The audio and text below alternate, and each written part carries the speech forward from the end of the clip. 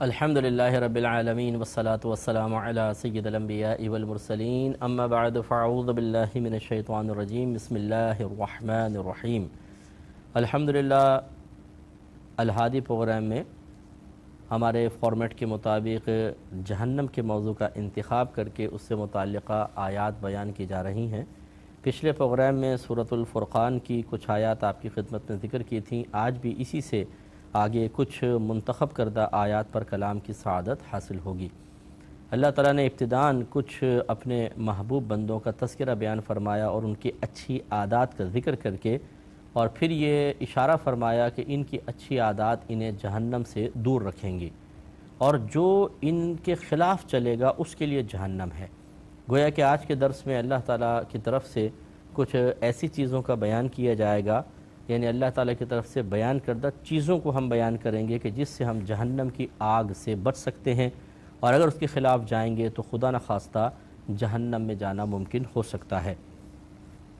تو اللہ تعالیٰ اپنے بندوں کی صفات بیان کر رہا ہے جو، اور ایسے اعمال ان کے کہ جو جہنم سے بچاتے ہیں۔ ارشاد فرمایا وَعِبَادُ الرَّحْمَنِ الَّذِينَ يَمْشُونَ عَلَى الْأَرْضِ هَوْنًا وَإِذَا خَاطَبَهُمُ الْجَاهِلُونَ قَالُوا سَلَامًا، اور اللہ کے وہ بندے کہ زمین پر آہستہ چلتے ہیں، اور جب جاہل ان سے بات کرتے ہیں تو یہ کہتے ہیں کہ بس سلام۔ تو آگے بھی خصوصیات ہیں لیکن ہم اس پہ تبصرہ کرتے جاتے ہیں۔ عباد الرحمن، اللہ کے بندے، یہاں اضافت تخصیص کے لیے ہے، یعنی اللہ کے خاص بندے۔ تو اچھی طرح یاد رکھیں، یہ جملہ شاید ٹیکنیکل آپ کو سمجھ میں نہیں آیا ہوگا، لیکن بس سمجھ لیں کہ بعض اوقات اللہ تعالیٰ اپنے خصوصی بندوں کا تذکرہ فرماتا ہے، تو یہاں پر بھی اللہ نے اپنے خاص بندوں کا ذکر کیا ہے۔ اب سوچئے کہ اگر ایک ذات بہت بڑی ہو اور وہ کسی کو کہے کہ یہ میرا خاص آدمی ہے، یہ میرے خاص رشتہ دار ہیں، یہ میرے خاص جاننے والے ہیں، تو ہمارے لیے یہ چیز باعث فخر ہوتی ہے۔ اگر پرائم منسٹر کسی کو کہہ دے یہ میرا خاص دوست ہے تو وہ بڑا فخر کرے گا، جی پرائم منسٹر نے مجھے اپنا خاص کہا ہے۔ اور جس کو اللہ تبارک و تعالیٰ اپنا خاص کہے، سوچئے وہ کتنا خاص ہوگا۔ ان کی صفات یہاں بیان ہو رہی ہیں، تو ہمیں اپنا احتساب بھی کرنا چاہیے کہ یہی وہ صفات ہیں جو انسان کو اللہ کے قریب کرتی ہیں اور جہنم سے دور کرتی ہیں، جنت کے قریب کرتی ہیں، اسی طرح لوگوں کے دل میں محبتیں پیدا کرتی ہیں۔ ہمیں اس کو اختیار کرنا چاہیے۔ تو اللہ نے فرمایا کہ اللہ کے خاص بندے وہ جو چلتے ہیں زمین پر آہستہ۔ آہستہ چلنے کا مطلب عاجزی سے چلنا ہے، اکڑ کر چلنا، پیر مار مار کے چلنا، یہ چیزیں اللہ تعالیٰ کو محبوب نہیں ہیں۔ انسان عاجزی انکساری کے ساتھ چلے۔ میرے آقا صلی اللہ علیہ وسلم اگر واقعی تکبر کسی مخلوق کو زیبا ہوتا اور اللہ اس کی اجازت دیتا تو میرے آقا صلی اللہ علیہ وسلم کے یہ لیے انتہائی مناسب ایک صفت ہوتی اگر مخلوق کے لیے اللہ اجازت دیتا، کیونکہ سرکار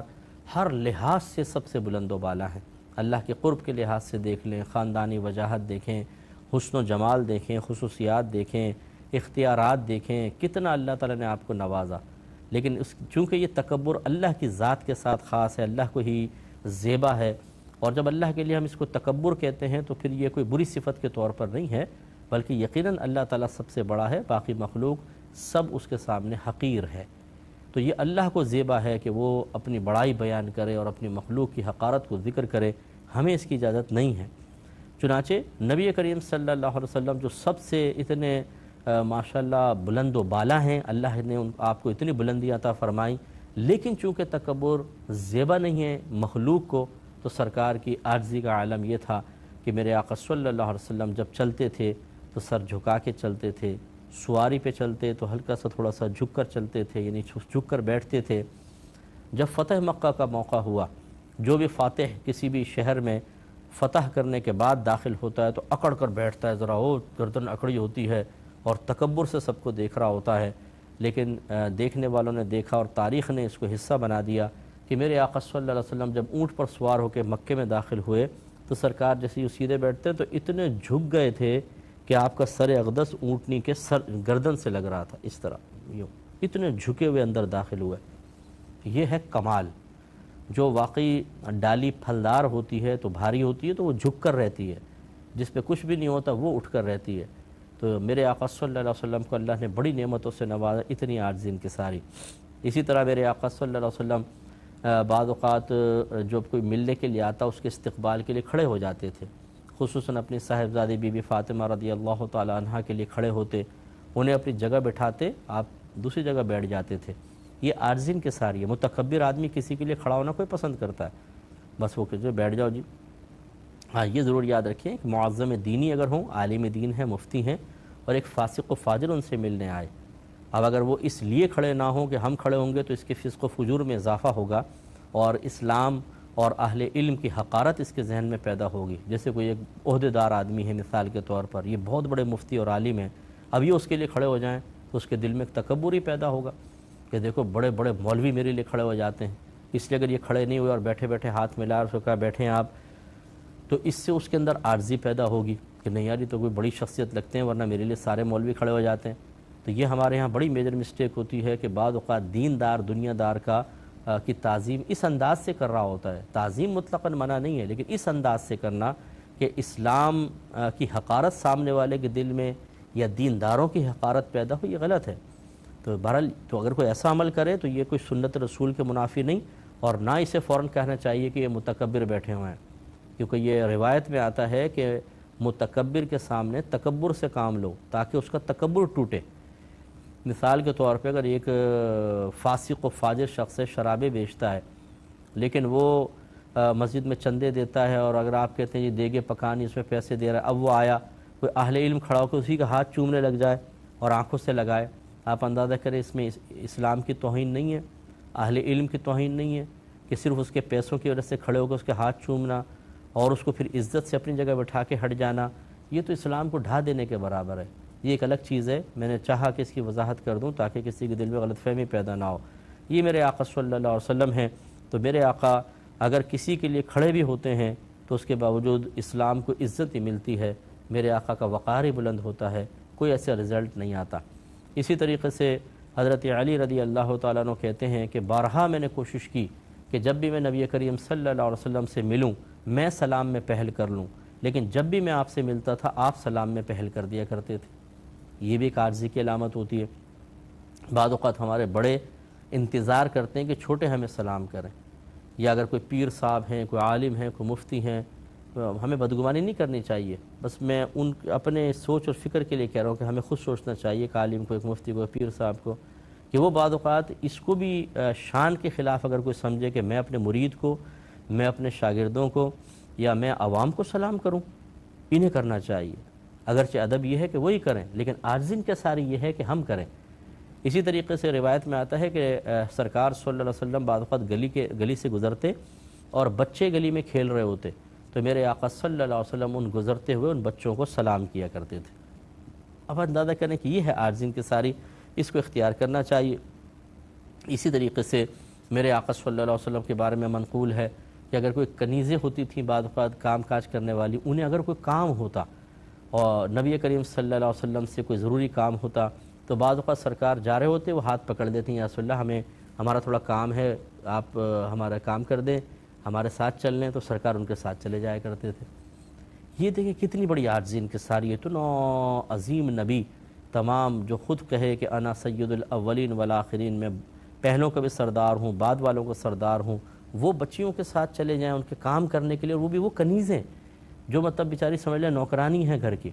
تو یہ بہت بڑی بات ہے۔ تو یہ تکبر غرور نہیں ہونا چاہیے، ہمیں کسی سے بدگمانی بھی نہیں کرنی چاہیے، دیکھو نا سلام کا جواب نہیں دیا، یہ متکبر ہیں، دیکھو کھڑا نہیں ہوا متکبر ہیں، دیکھو یہ ایسے کلف والے کپڑے پہنتا ہے متکبر ہے، ہمیں ضرورت نہیں ہے۔ میں یہ اپنے احتساب کے لیے کہہ رہا ہوں، میں اپنا احتساب کروں، آپ اپنا کریں، آپ میرا نہ کریں احتساب، میں آپ کا نہیں کرتا ہوں۔ اگرچہ ہمیں تو اللہ نے یہ حق دیا ہے کہ عوام الناس کا احتساب کر کے ان کی اصلاح کی کوشش کریں، خاص طور پہ عوام کو بڑوں کا احتساب کرنے کی کوئی حاجت نہیں ہے، نہ کرنی چاہیے۔ یہ چونکہ اللہ نے ہمیں منصب دیا ہے، ہم آپ کو ڈانٹ بھی سکتے ہیں دائرہ ادب میں رہ کر، ہم سختی بھی کر سکتے ہیں، میں تو ویسے 30 سال سے کام کر رہا ہوں، حکمتاً کسی کو پیار سے بات سمجھانی ہوتی ہے، کسی کو سختی سے، کسی کو جھڑکنا ہوتا ہے اور کسی کو ڈانٹنا بھی ہوتا ہے۔ قرآن کے اندر سارے اسلوب موجود ہیں۔ اللہ تعالیٰ ہر اچھی عادت کا جامع ہے،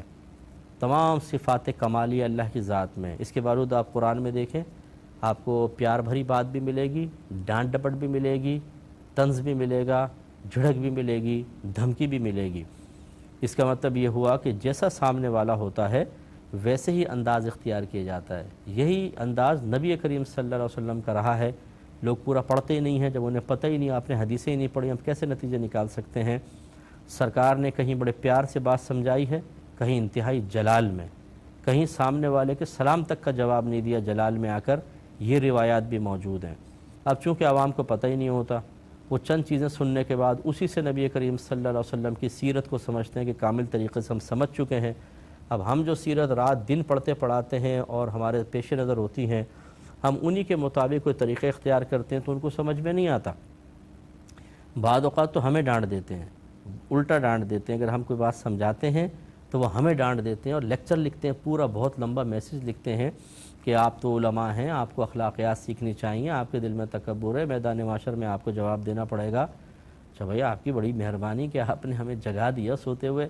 یہ 30 سال ہو گیا ہمیں کام کرتے ہوئے، اور اسی طرح بڑے بڑے علماء ہوتے ہیں، وہ جانتے ہیں کہاں پر کس طریقے سے تبلیغ دین کرنی ہے۔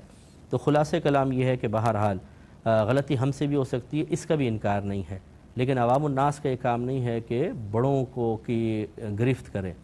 یہی جملے کبھی بھی آپ اپنے نہ والدہ کے لیے کہیں گے نہ والد کے لیے، حالانکہ سینکڑوں مقامات پر آپ محسوس کریں گے کہ وہ غلطی کر رہے ہیں، لیکن علماء کے لیے ایسی باتیں بولنا فریڈم آف اسپیچ میں آتا ہے۔ یہ خصوصاً میں اکثر معذرت کر کے ہی یہ جملہ کہتا ہوں کہ ہر ایک باہر کا آدمی ایسا نہیں ہے، بہت اچھی فیملیز ہیں، بڑے عاجزی والے لوگ ہیں، میں جانتا ہوں پرسنلی اتنے لوگوں کو ماشاءاللہ، لیکن یہ تکبر میں نے اکثر باہر والوں کے اندر دیکھا ہے کہ وہ سمجھتے ہیں کہ شاید یو کے یو ایس میں رہ کر جرمنی اٹلی اب ہمارے لیے ہر ایک سے ہر انداز سے گفتگو کرنا جائز ہے کیونکہ ہم یو کے میں ہیں، کیونکہ ہم یو ایس میں ہیں۔ یہ تو میدان معاشر میں پتہ چل جائے گا کہ یو کے یو ایس میں رہنے والے کو وی آئی پی پروٹوکول ملتا ہے یا پاکستان میں رہنے والے یا بنگلہ دیش میں رہنے والے کو ملتا ہے۔ عمل کے لحاظ سے ہوتا ہے، تقوی کے لحاظ سے ہوتا ہے، یہ علاقائی اعتبار سے نہیں ہوتا۔ تو عاجزی انکساری ہر ایک کے اندر ہونی چاہیے، خصوصاً عوام میں سب سے زیادہ ہونی چاہیے، علماء میں بھی ہونی چاہیے۔ تو یہ عاجزی انکساری، علماء نے فرمایا کہ جو عاجزی پسند ہوگا، سلام میں پہل کرنا، کسی کے لیے تعظیماً کھڑے ہو جانا، جبکہ میں نے قید بیان فرمائی کہ اسلام یا مسلمان کی یا اہل علم کی ذلت کو کوئی پہلو نہ نکلتا ہو تو کھڑے ہو جانا، کسی کے پاس خود ملنے کے لیے جانا، اکیلے جانا، یہ بھی یاد رکھیں عاجزی کی ایک علامت ہے، اکیلے بعض اوقات ملنے کے لیے جائیں۔ میں گارنٹی سے کہتا ہوں کہ بعض لوگ ایسے ہوتے ہیں کہ جو اپنے اطراف میں کچھ لوگوں کو جمع رکھنے کے اتنے عادی ہو چکے ہوتے ہیں کہ ان کے لیے اکیلے کسی سے ملنے کے لیے جانا پہاڑ کے برابر محسوس ہوگا۔ جب وہ کسی کے ساتھ جاتے ہیں تو ان کو ایسا لگتا ہے خود اعتمادی بحال ہوتی ہے، 10 آدمی آگے ہیں، 10 پیچھے ہیں، 5-6 ادھر ادھر ہیں،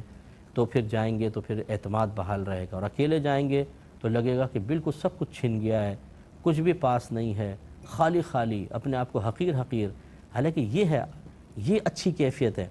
کہ نفس اپنے آپ کو بالکل معمولی اور حقیر سا سمجھ رہا ہو، لیکن ہم اس کیفیت کو پسند ہی نہیں کرتے کیونکہ نفس پسند نہیں کرتا۔ تو اب اگر ایک اصلاح کرنے والا، لوگوں کو راہ دکھانے والا اس کیفیت میں مبتلا ہو، اس کا مطلب ہے تو اس کا نفس اس پہ غالب ہے، تو اس کا نفس کہتا ہے اکیلے نہیں جانا بھائی، 10-5 کو ساتھ لے کے جانا تو ہماری ویلیو بنے گی، ورنہ ویلیو کہاں بنے گی۔ تو اس لیے کبھی کبھار ہماری یہ بات مان کر دیکھ لیں، یہ ہمارے آقا صلی اللہ علیہ وسلم نے تعلیمات دی ہیں۔ حضرت فضالہ رضی اللہ تعالیٰ عنہ ایک دفعہ برہنہ پا نظر آئے تو کسی نے پوچھا حضرت جوتیاں کہاں گئیں؟ تو آپ نے فرمایا کہ ہمیں نبی کریم صلی اللہ علیہ وسلم نے ارشاد فرمایا کہ کبھی کبھی برہنہ پا بھی رہا کرو۔ تو اس لیے علماء نے لکھا کہ کبھی کبھی آدمی برہنہ پیر بھی چلے، آپ کبھی آزما کر دیکھیں۔ ایک تو ہوتا ہے نا کہ مسجد سے جوتی کو اٹھا کر لے گیا تو پھر ہم کسی اور کی جوتی پہن کر آ جاتے ہیں، ذرا ایک دفعہ اپنے مسجد سے گھر تک ننگے پیر آ کر دیکھیں آپ، پھر آپ دیکھیں کہ کیسا عجیب و غریب لگے گا جب آپ چل رہے ہوں گے اور لوگ یوں دیکھیں، اچھا نہیں بھی دیکھ رہے ہوں گے نا تو عجیب سا ایک احساس کمتری سا کہ یار میں برہنہ پا چل رہا ہوں روڈ کے اوپر، اس سے عاجزی پیدا ہوتی ہے۔ اسی طریقے سے حضرت عمر فاروق رضی اللہ تعالی عنہ امیر المومنین بنے تو کسی نے دیکھا کہ ایک لکڑیوں کا بڑا سا گٹھا سر پہ لے کر اور جا رہے ہیں، اس نے کہا کہ یا امیر المومنین آپ یہ کیوں گٹھا اٹھا رہے ہیں، کسی کو بھی کہہ دیں وہ اٹھا لے گا، خادم ہیں اور دوسرے لوگ ہیں۔ تو آپ نے کتنی پیاری بات بیان فرمائی، فرمایا جب میں امیر المومنین بنا تو میرے دل میں تکبر کی ایک لہر سی آئی، تو میں نے چاہا کہ اس کا توڑ کر دوں۔ اس کا مطلب ہے کہ جو اپنے آپ کو بڑا سمجھتا ہے وہ اپنے سر پہ بھاری سے وزن اٹھا کے کبھی نہیں چل سکتا، اس کا نفس کبھی نہیں مانے گا۔ تو اس کو بھی آزما کر اگر دیکھ لیں کہ روڈ سے گزریں، ایک بڑی سی رضائی لے لیں، اس پہ روئی بھروا کر جیسے گٹھا سے سر پہ اٹھا کے ذرا نکل کر تو دیکھیں۔ اب کوئی داڑھی والا، کوئی واقعی جو اپنے آپ کو بڑا سمجھتا ہو، ایک تو ہوتے ہیں گھر کے چھوٹے بچے بیچارے وہ اٹھا کے لاتے ہیں، وہ ان کا مسئلہ نہیں کہہ رہا ہوں، جس کا نفس نہ مانے نہ کہ ارے نہیں یار میں کیسا عجیب سا لگوں گا، لوگ کیا کہیں گے، سمجھ لیں یہ ہے تکبر۔ اسی طرح سیدہ عائشہ صدیقہ رضی اللہ تعالیٰ عنہ فرماتی ہیں کہ نبی کریم صلی اللہ علیہ وسلم گھر کا سودا سلف خود بازار سے جا کر لے آیا کرتے تھے۔ یہ عاجزی کی علامت ہے۔ ہمارے بعض گھر والے ایسے ہوتے ہیں گھر کے سرپرست، وہ کبھی چائے کی پتی تک لے کر نہیں آتے، دودھ لے کر نہیں آتے، ارے ابھی میں نہیں جا رہا ہوں، بچوں کو بھیجو، کسی محلے میں سے بچے کو تلاش کر کے بھیج دو، بے عزتی محسوس کرتے ہیں۔ تو یہ نفس کا ایک بڑا پن ہوتا ہے، ہم بعض اوقات پہچان نہیں پا رہے ہوتے۔ تو بعض اوقات یہ ایک ہمارا جملہ یاد رکھیے گا، جب تک انسان اپنے آپ کو امتحان میں مبتلا نہ کرے اپنی حقیقت کو نہیں سمجھ سکتا، یا کسی شے کی صحیح حقیقت اور کیفیت کو نہیں سمجھ سکتا۔ مثال کے طور پہ ایک آدمی کہتا ہے جی میں تو بڑا بالکل آپ کے قدموں کی خاک ہوں جی، میں تو یوں ہوں وہ ہوں، اپنے لیے بڑے بڑے عارضانہ جملے، ان جملوں سے متاثر نہ ہو۔ یہ اگر آپ واقعی عارضی پسند ہیں، اس کو وہ اپنے آپ کو خود امتحان میں ڈال کر دیکھیں، جیسے بھی میں نے کچھ چیزیں ذکر کی ہیں، پھر دیکھیں نفس تیار ہو رہا ہے کہ نہیں ہو رہا۔ بعض اوقات نفس اپنے آپ کو قدموں کی خاک، آپ کی جوتیوں کے برابر، آپ کا خادم، آپ کا نوکر، اس طرح کے الفاظ کہنے میں بالکل نہیں روکے گا، کیونکہ اس سے اس کو نفس کو امید ہوتی ہے سامنے والے متاثر ہوں گے کہ دیکھیں جی کتنی عاجزی کر رہے ہیں حضرت، او ہو جی بڑی عاجزی، اس سے تعریفیں ہوتی ہیں تو نفس خوش ہوتا ہے۔ لیکن جب اس کو پریکٹیکل کی طرف لے کر آؤ، جو میں نے چیزیں آپ کو بیان کی ہیں، کبھی نہیں مانے گا۔ اس کا مطلب ہے کہ دھوکہ دے رہا ہے۔ ان چیزوں پہ توجہ کریں۔ پھر آگے اللہ نے فرمایا وَإِذَا خَاطَبَهُمُ الْجَاهِلُونَ قَالُوا سَلَامًا۔ سلام دو طرح کا ہوتا ہے، ایک ہوتا ہے سلام جو سلام تحیت کہتے ہیں، ادب سے، احترام سے ملاقات کا سلام، ایک ہوتا ہے سلام متارکت، ترک کرنے والا، اچھا بھائی تجھے دور سے سلام ہے، یہاں یہ مراد ہے۔ انشاءاللہ اس پہ کلام کریں گے نیکسٹ پروگرام میں۔ وآخر دعوانا ان الحمد للہ رب العالمین۔